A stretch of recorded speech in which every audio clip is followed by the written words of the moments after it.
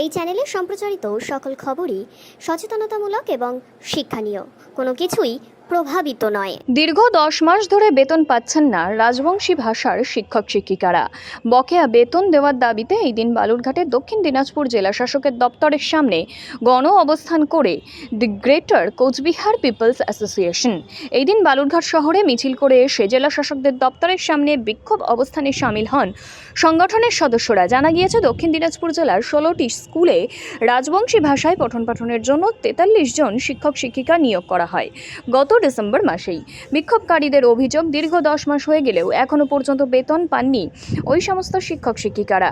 বকেয়া বেতনের দাবিতে এই দিন দি গ্রেটার কোচবিহার পিপলস অ্যাসোসিয়েশনের ব্যানারে দক্ষিণ দিনাজপুর জেলা শাসকের দপ্তরের সামনে গণ অবস্থান এবং পরবর্তীতে জেলা শাসককে স্মারকলিপি প্রদান করা হয়। সরকারি অনুমোদনপ্রাপ্ত রাজবংশী ভাষা প্রাইমারি স্কুলের মাস্টার বেতন অবিলম্বে দেওয়াই খাবে।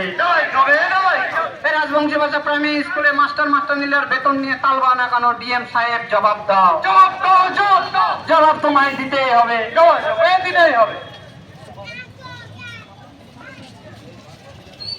রাজবংশী ভাষা প্রাইমারি স্কুলে মাস্টার বেতন অবিলম্বে দেওয়াই খাবে।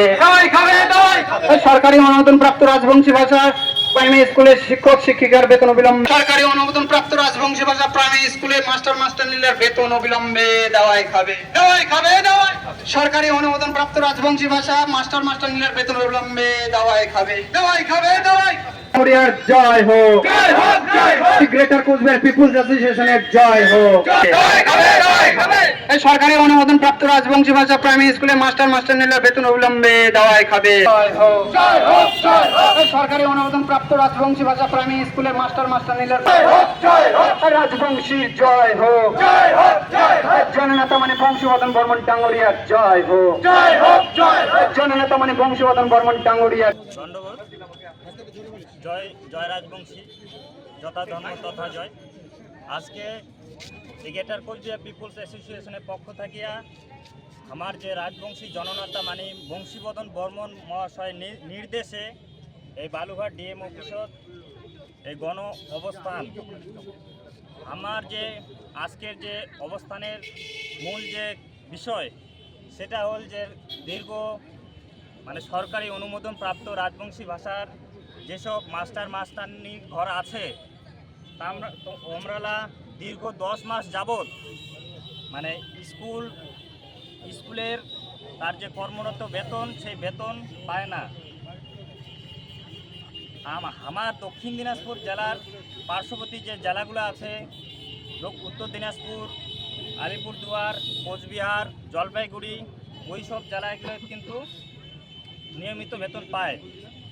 তো আমার যে রাজবংশী ভাষার স্কুলের যে মাস্টার দিদিমণিগুলো যে নিয়োগ হয়েছে ডিসেম্বরের 15 তারিখে নিয়োগ হয়েছে।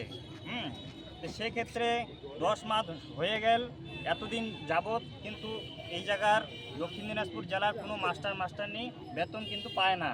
সেটা পায় না কেন, তার বিষয় নিয়ে আজকে এই জায়গার ডিএমডি অফিসত গণ অবস্থানে আসিছি। আমার সঙ্গে আছে জিসিপি এর কর্মীর ঘর, আরও এই জায়গার যে রাজবংশী ভাষা প্রাইমারি স্কুলের যে মাস্টার দিদিমণি ওমাল্লাও সাতদ আছে। আপনার নাম বলবেন? মোর নাম হলি বিশ্বজিৎ বর্মন, দক্ষিণ দিনাজপুর জেলার সেক্রেটারি।